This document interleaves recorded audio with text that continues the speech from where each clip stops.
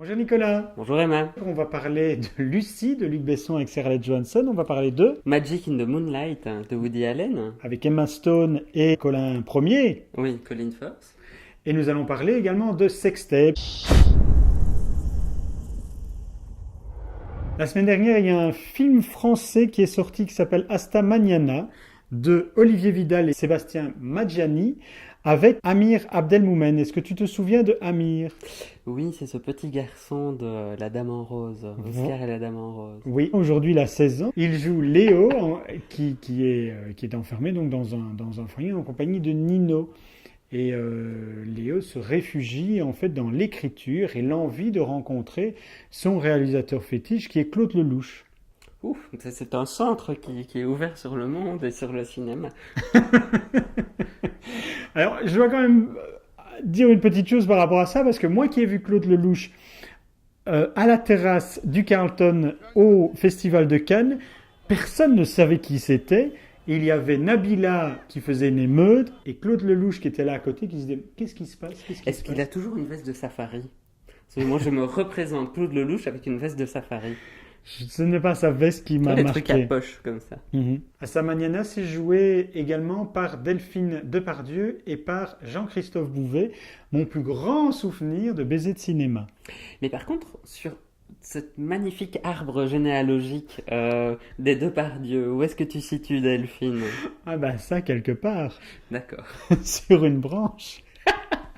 Nicolas, nous allons parler de Lucie, c'est je pense le grand film de la semaine, on l'attendait, c'est Luc Besson qui s'attaque à la science-fiction et au marché asiatique avec des acteurs américains qui sont Scarlett Johansson et Morgan Freeman. Et tu rentrais dans cette science-fiction. Du tout. Pourquoi? Pourquoi? Alors d'abord parce qu'il prend le spectateur pour un imbécile dès la scène d'ouverture. Il fait un lien entre le titre et Lucy, qui est le premier bipède. Afin de bien nous faire comprendre le lien entre le titre et Lucy, une petite voix-over qui place quand même ce Avec personnage. des images, j'allais dire d'archives, mais des... Ensuite, ça vient, un personnage dit au personnage de Lucy au tout début, où on la découvre, oh mais tu as le même nom que ce premier singe, et est-ce qu'on ne nous tape pas des images de ce singe? C'est marrant parce que moi c'est ce côté auteur du film que je m'étais dit que tu allais apprécier. Là, c'est juste crétin, c'est-à-dire qu'il essaye. Donc il a une volonté de se poser en auteur et ça ne marche pas du tout. Voilà, maintenant c'est un bon divertissement, c'est bien ficelé, il y a de l'action, mais le scénario est complètement stupide. Alors moi j'ai eu un peu plus de mal avec la fin parce qu'il Ce faut troisième rentrer, tiers, cette oui, partie Odyssée de l'espace. il faut rentrer dans la science-fiction et je dois bien avouer que j'ai trouvé ça un peu trop gros en fait. Mais le gros souci, c'est qu'il n'y a pas de psychologie. On est juste dans la démonstration, on le voit, mais on ne ressent jamais rien. Nicolas, la semaine dernière, j'ai lancé une sorte de petit concours pour savoir ce que voulait dire, ce que signifiait ton geste. Alors on va revoir le geste. Alors, comment doit-on traduire ce geste?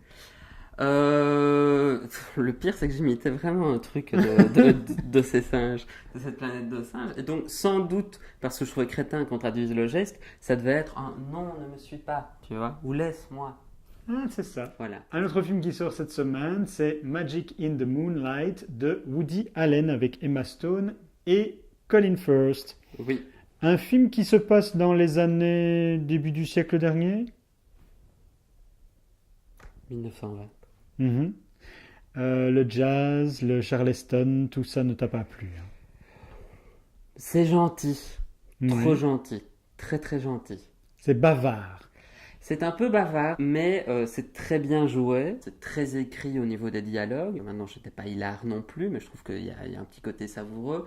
Surtout par rapport aux deux protagonistes principaux. Moi, ce qui m'a pas ennuyé dans le film, c'est la longueur. J'avais l'impression qu'il n'y avait pas de fin.